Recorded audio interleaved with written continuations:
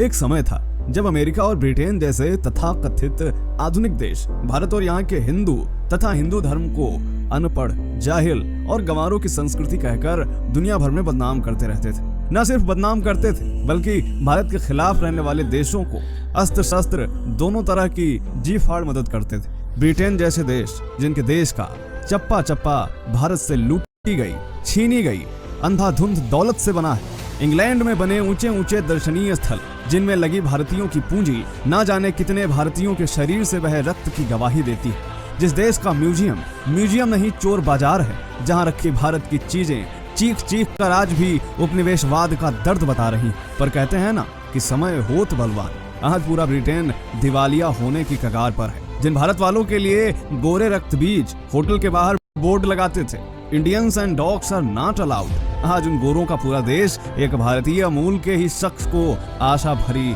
आंखों से देख रहा है। जय हिंद, वंदे मातरम। दोस्तों, आज का वीडियो मैं आपके लिए लेके आया हूं the scientific Hindu YouTube channel से और वीडियो का टॉपिक है कि अमेरिकी सरकार का बड़ा कदम देखकर चौंक उठा पूरा अमेरिका, संसद में आया हिंदू प्रस्ताव। तो क्या ये वीडियो है, आप इस वीडियो को देखिए। मैं रिएक्शन के रूप में ये वीडियो लेके आया हूं। अपने विचार में वीडियो के एंड में रखूंगा, तो वीडियो पूरा जो देखेगा। अगर चैनल को सब्सक्राइब नहीं करा है तो चैनल को सब्सक्राइब जरूर कर लीजिए। इंग्लैंड में बने ऊंचे ऊंचे दर्शनीय स्थल जिनमें लगी भारतीयों की पूंजी ना जाने कितने भारतीयों के शरीर से बहे रक्त की गवाही देती है। जिस देश का म्यूजियम नहीं चोर बाजार है, जहां रखी भारत की चीजें चीख चीख कर आज भी उपनिवेशवाद का दर्द बता रही। पर कहते हैं ना कि समय होत बलवान, आज पूरा ब्रिटेन दिवालिया होने की कगार पर है। जिन भारत वालों के लिए गोरे रक्त बीज होटल के बाहर बोर्ड लगाते थे, Indians and dogs are not allowed, आज उन गोरों का पूरा देश एक भारतीय मूल के ही शख्स को आशा भरी आंखों से देख रहा है। जहां पर इंडियंस और डॉग नॉट अलाउड के बोर्ड लगते थे, आज वहां पर इंडियन भी है और उनका डॉग।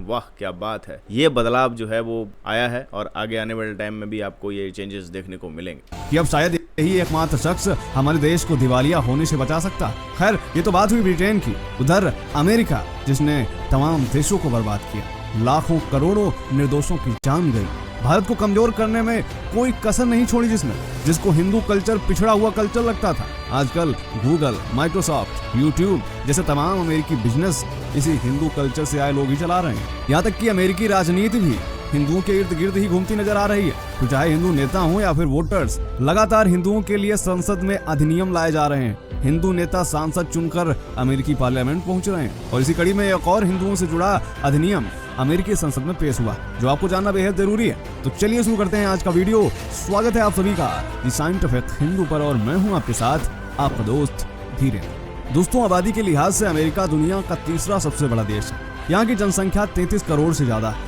इन 33 करोड़ लोगों में से 20 करोड़ से ज्यादा लोग ईसाई हैं। इसी के साथ अमेरिका ईसाइयों का सबसे बड़ा देश भी है। अभी मार्च के अंत में हिंदू फोबिया पर अमेरिकी राज्य जॉर्जिया ने असेंबली में हिंदू फोबिया और हिंदू धर्म के विरोधियों की निंदा करते हुए एक प्रस्ताव पारित किया था। इस प्रस्ताव में कहा गया था कि हिंदू धर्म दुनिया के सबसे बड़े और सबसे पुराने धर्मों में से एक, और हिंदुओं को अगर कोई भी टारगेट करता है, उनके खिलाफ कोई भी अपमानजनक कदम उठाता है, तो उनको बख्शा नहीं जाएगा। जॉर्जिया के बाद ओहियो में भी हिंदू विरोधी कट्टरता पर कानून पास किया गया। इन सब के अलावा एक और प्रस्ताव आया और वो भी सीधे अमेरिका के सुप्रीम संसद में।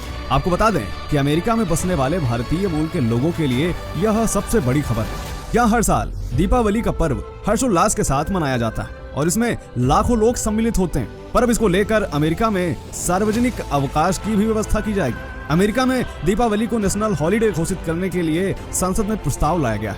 यह प्रस्ताव इसलिए लाया गया है क्योंकि पूरे अमेरिका में हिंदू त्योहारों की धूम बढ़ती ही जा रही है। दीपावली के दिन पूरे अमेरिका में न सिर्फ हिंदू बल्कि अमेरिकन नागरिक भी दीपावली के हर्षोल्लास में खो जाते हैं। इसीलिए अमेरिका की एक प्रमुख सांसद ने, जिनका नाम ग्रेस मेंग है, उन्होंने एक विधेयक पेश कर दिवाली पर संघीय अवकाश घोषित करने का प्रस्ताव रखा है। सांसद ग्रेस मेंग ने शुक्रवार को प्रतिनिधि सभा में विधेयक पेश करने के बाद प्रेस कॉन्फ्रेंस करके कहा कि दिवाली दुनिया भर में अरबों लोगों, न्यूयॉर्क और अमेरिका में अनगिनत परिवारों तथा समुदायों के लिए वर्ष के सबसे महत्वपूर्ण दिनों में से एक। मेंग ने कहा, अमेरिका में कई समुदाय और संस्कृतियां रहती हैं और यही लोग हमारे देश की ताकत है। दिवाली पर छुट्टी घोषित करना इस बात का सबूत होगा कि अमेरिका में सभी समुदाय के लोगों को एक बराबर माना जाता है। साथ ही इससे अमेरिकियों को भी इस त्योहार के बारे में जानने का मौका मिलेगा। मुझे उम्मीद है कि जल्द ही ये बिल पारित होगा। अमेरिका के सदन में पेश किए गए इस बिल को दिवाली डे एक्ट नाम दिया गया। यहाँ से पास होने के बाद ये बिल राष्ट्रपति के पास साइन होने के लिए जाएगा, जिसके बाद दिवाली को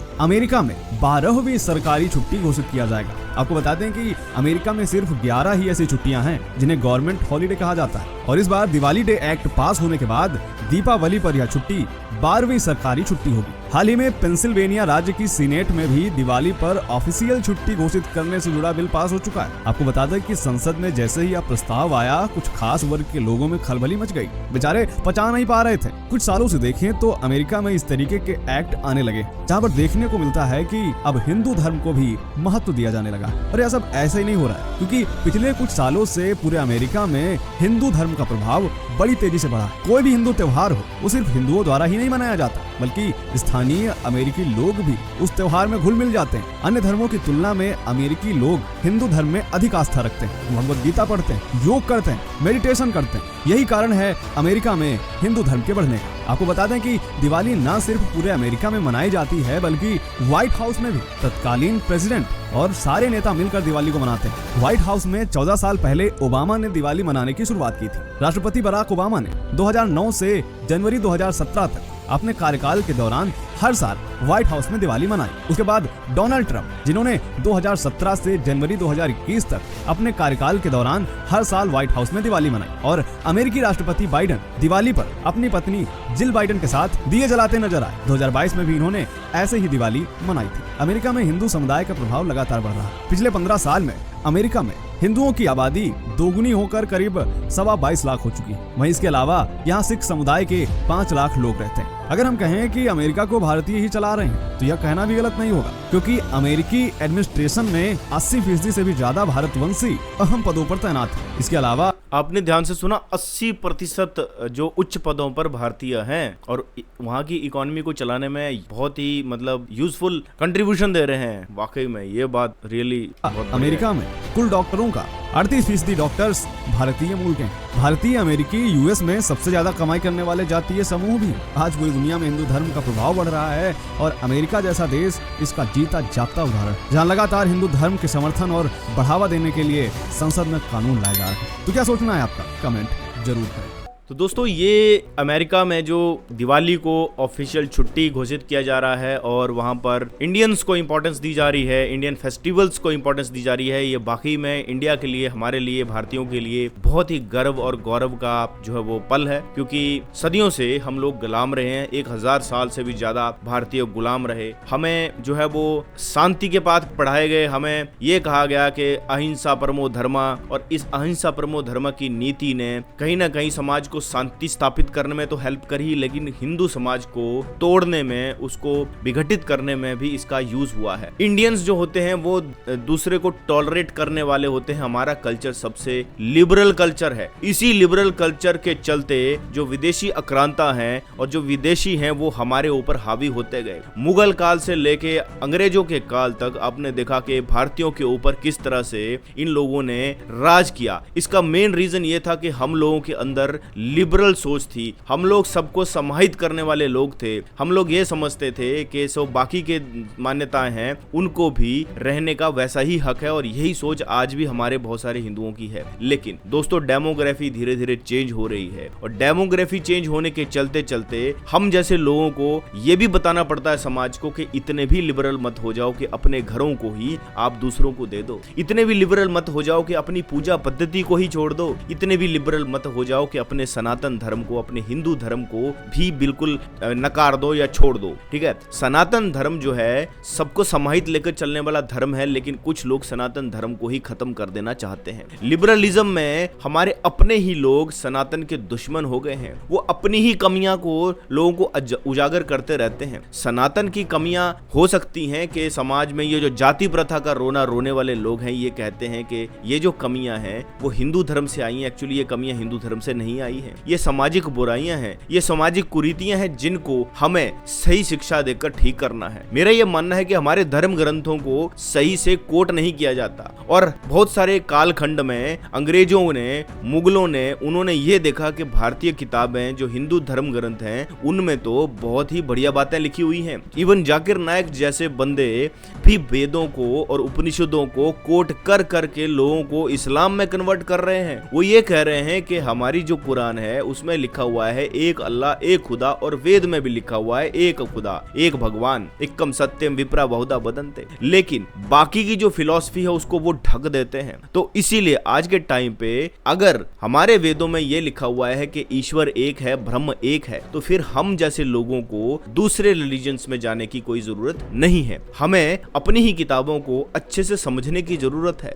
हमारे वेदों में एक ब्रह्म की बात की गई है। अब बहुत सारे लोग ये कहते हैं कि तुम्हारे में बहुत सारे देवी देवता होते हैं, तुम्हारे में इतने भगवान हैं, तुम इतने सारे भगवानों को पूजते हो। तो दोस्तों मैं उन लोगों के लिए बता दूं कि जो ब्रह्म है, जो ईश्वर है, जो एक ईश्वर है, वो ब्रह्म हमारे वेदों में लिखा हुआ है, वो एक ही है, दूसरा नहीं है, जिसको नतस्य प्रतिमा अस्ति भी कहा जाता है, जो मैंने पिछले वाले वीडियो में भी बताया था, जिसका मैं आई बटन पे आपको लिंक भी दे दूंगा। तो मेरा ये कहने का मतलब है जब हमारी किताबों में एक ईश्वर की बात की गई है तो फिर हम दूसरे रिलीजन्स में क्यों जाएं? हमें अपनी ही किताबों को समझने की जरूरत है। रही बात बहुत सारे भगवानों और देवी देवताओं को पूजने की, तो दोस्तों जो बहुत सारे देवी देवता हैं, बहुत सारे भगवान हैं, वो भ्रम नहीं है, वो एक ही ईश्वर के अलग अलग रूप और गुण है, जिसको साकार रूप में लोगों ने समझा है। हर कोई स्कॉलर नहीं होता। जैसे कि एक पर्सन उस चीज को आसान भाषा में समझना चाहता है और दूसरा पर्सन जो इंटेलिजेंट पर्सन है वो उस चीज को समझ लेता है।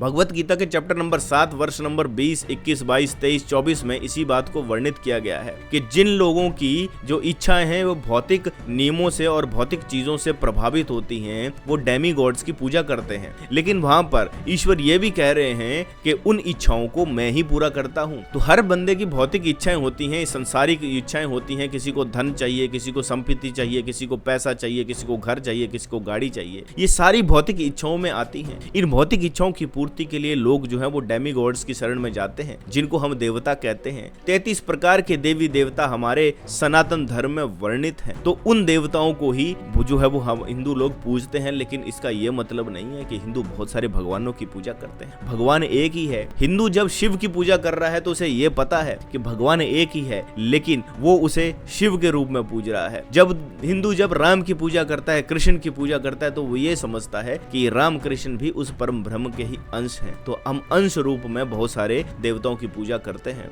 कोई ये नहीं कहता कि बहुत सारे भगवान हैं। There is no contradiction. भगवानों में आपस में कोई कॉन्ट्राडिक्शन नहीं होता है सनातन धर्म में। मैं आपको इस बात की एजुकेशन देना चाहता हूँ, आपको ये बताना चाहता हूँ कि कोई भी अगर आपको ये कहता है कि आपके बहुत सारे भगवान हैं, तो आप उसे एकम सत्यम विप्रा बहुधा बदन्ते का एग्जाम्पल दे सकते हो कि सत्य एक है। लोग उसे अलग अलग नामों से, अलग अलग रूपों गुणों से जानते हैं। तो जो अलग अलग हैं, जो अलग अलग रूपों गुणों में जानते हैं, क्या ये गलत है? दोस्तों ये बिल्कुल भी गलत नहीं। बहुत सारे लोगों को ये डाउट होता है कि क्या हम मूर्तियों की पूजा करें? दोस्तों मूर्तियों की पूजा नहीं होती। आप ध्यान से उस चीज को समझिए। कोई भी हिंदू मूर्तियों की पूजा नहीं करता है। जो पूजा की जाती है वो चरित्र की जाती है, चित्र की कभी भी पूजा नहीं की जाती है। आपने राम की एक कहानी पढ़ी, आपने राम के कैरेक्टर को समझा, उस कैरेक्टर को समझकर आपने राम की एक मूर्ति लाई। तो जब आप राम की तरफ देखते हो तो आपको उस कैरेक्टर की याद आती है। जब आप कृष्ण की तरफ देखते हो तो आपको उस कैरेक्टर की याद आती है। और आप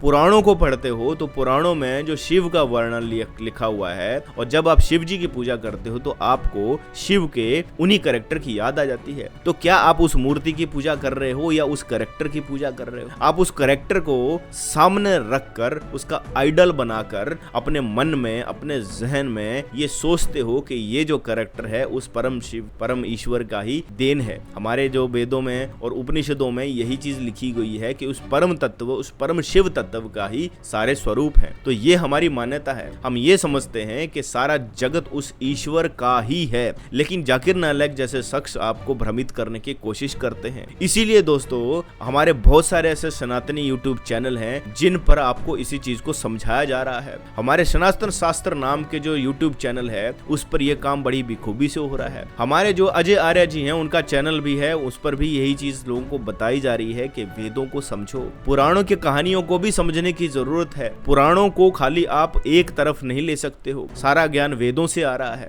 पुराणों के ज्ञान जो है वो वेदों के ज्ञान को ही लोगों को आसान भाषा में बताने के लिए एक्सप्लेन किया गया है, लेकिन लोग उन कैरेक्टर्स में खो जाते हैं। लोग गणेश के कैरेक्टर में खो जाते हैं, लोग ब्रह्मा के कैरेक्टर में खो जाते हैं। ब्रह्मा जो है वो सिंबॉलिक है, ब्रह्मा जो है वो प्रतीकात्मक है। इस पूरे ब्रह्मांड को ही ब्रह्मा कहा गया है, वो कोई ह्यूमन फॉर्म नहीं है। मैंने अपने कई वीडियोस में यही बताया गया है। विद्या की देवी को सरस्वती कहा जाता है, वो सरस्वती कोई भी लेडी नहीं है, वो ह्यूमन फॉर्म नहीं है, वो प्रतीकात्मक है, वो सिंबॉलिक है। ज्ञान और नॉलेज को ही सिंबॉलिक फॉर्म में स्त्रीय रूप में हमने सरस्वती जी का नाम दिया है। आप विद्या जब ग्रहण करते हो किताबों से तो उसको आप कैरेक्टराइजेशन कैसे कर सकते हो, तो उसको अगर किसी को समझाना था तो हमारे जो ऋषि मुनि हैं उन्होंने वो पुराणों में वो कैरेक्टर बना दिए। तो आप कैरेक्टर्स में मत खोइए, वेदों को समझोगे, उपनिषद को समझोगे तो आपको पुराण अपने आप समझ में आ जाएंगे। तो आपको स्टेप बाय स्टेप सारी चीजों को समझना है दोस्तों। ये जो चीजें हैं जो मैंने आपको बताई, ये हर हिंदू को, हर सनातनी को, और इवन नॉन हिंदू है, नॉन सनातनी है, उसको भी ये समझनी चाहिए। हम किसी को ये नहीं कहते कि सारे लोग हिंदू बन जाओ, जैसे कि इस्लामी और क्रिश्चियन और बाकी के जो मजहब वाले हैं वो कहते हैं। हम ये नहीं कहते कि सारे लोग हिंदू बन जाओ, और हम ना ही फोर्सफुल कन्वर्जन करने के बिल्कुल हक में रहते हैं। हम किसी का फोर्सफुल कन्वर्जन करते ही नहीं है। हम ये कहते हैं कि पढ़ो